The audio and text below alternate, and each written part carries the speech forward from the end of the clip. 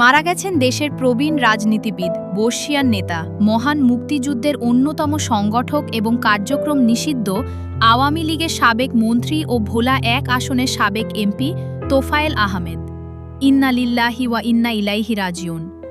সোমবার ১ জুন বিকেল ৩:৩০টায় রাজধানীর একটি হাসপাতালে চিকিৎসাধীন অবস্থায় তিনি শেষ নিঃশ্বাস ত্যাগ করেন।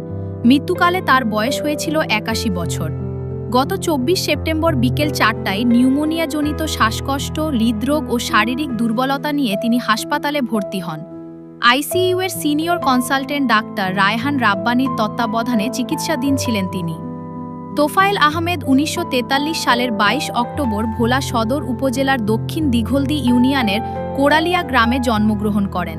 ছাত্রজীবন থেকেই তিনি রাজনীতিতে সক্রিয় ছিলেন। ১৯৬৭ থেকে ১৯৬৯ সাল পর্যন্ত ঢাকা বিশ্ববিদ্যালয় কেন্দ্রীয় ছাত্র সংসদ ডাকসুয়ের ভিপি হিসেবে দায়িত্ব পালন করেন।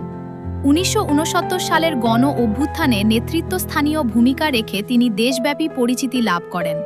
মাত্র ২৭ বছর বয়সে ১৯৭০ সালের নির্বাচনে পাকিস্তান জাতীয় পরিষদের সদস্য নির্বাচিত হন তোফায়েল আহমেদ।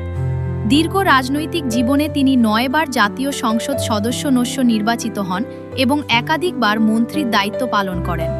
সর্বশেষ তিনি আওয়ামী লীগের উপদেষ্টা মণ্ডলীর সদস্য হিসেবে দায়িত্ব পালন করছিলেন।